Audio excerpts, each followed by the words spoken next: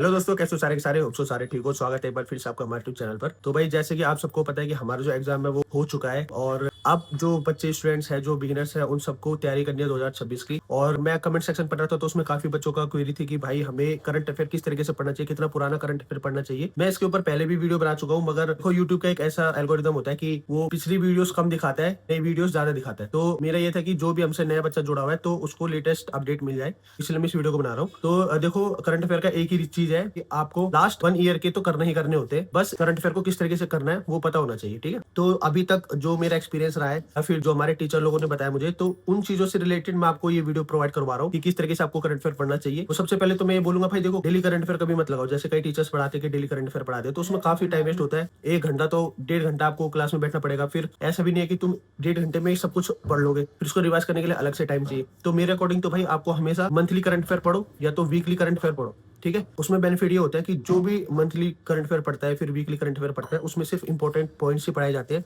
तो एक चीज मैं बोलूंगा करंट अफेयर के लिए, देखो आप वन लाइनर भी बुक खरीद सकते हो, आप बाहर से कोई सी भी खरीद लो। ऐसा कुछ नहीं कि अरिहंत अच्छी होती है, ल्यूसेंट अच्छी होती है, कौन सी अच्छी होती है, कोई सा भी जो आपको बेस्ट लगता है, जो टीचर आपको बेस्ट लगता है। अब ये है कि हर कोई टीचर जो करंट अफेयर पढ़ाता है उन सब ने अपना जो करंट अफेयर की बुक है वो भी लॉन्च कर दी, तो आप उससे भी पढ़ सकते हो। ठीक है, मगर वन लाइनर से ही पढ़ना। और दूसरा, मंथली करंट अफेयर लगा सकते हो आप यूट्यूब चैनल से।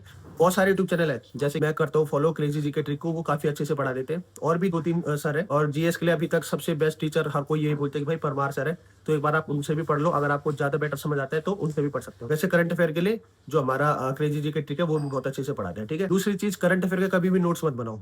नोट्स किस चीज के बनानी चाहिए? जो उसमें मोस्ट इंपॉर्टेंट है, जैसे कोई अवार्ड्स एंड ऑनर्स हो गए, फर्स्ट टाइम कोई स्कीम लॉन्च करी है स्टेट ने फिर सेंटर ने, जो मोस्ट रिसेंटली इन न्यूज हो या फिर फर्स्ट टाइम हो रखा हो ना, वो चीजें होती नोट करने वाली। बाकी जो अननेसेसरी चीजें होती है वो बाकी कुछ नहीं है। फॉर मैं अवार्ड्स एंड ऑनर्स का मतलब मेरा जैसे किसी को खेल से रिलेटेड मिलता है, किसी को मूवी से रिलेटेड मिलता है, जैसे फिल्म फेयर अवार्ड्स होते हैं, तो वो चीजें लिखने की चीजें होती है, क्योंकि उनको बार बार रिवाइज करते हैं। टेनिस टूर्नामेंट्स हो गए, हमारी स्टाइल में ज्यादातर पूछे जाते हैं, ग्रैंड स्लैम्स हो गए, तो ये चीजें लिखने वाली होती है कि उनको दोबारा से रिवाइज करके फटाफट से एक नंबर अपना पक्का करो। चीजों को ध्यान में रखो करंट अफेयर करते हुए, और आपको काफी बेनिफिट मिलेगा। और दूसरी चीज, जब भी आप करंट अफेयर या फिर कुछ भी जीएस का सेक्शन करते हो ना, सबसे पहले प्रीवियस ईयर के 2-3 साल के क्वेश्चंस लगाओ। उससे आपको पता चल जाएगा कि हमारे करंट अफेयर में किस चीज का वेटेज ज्यादा है।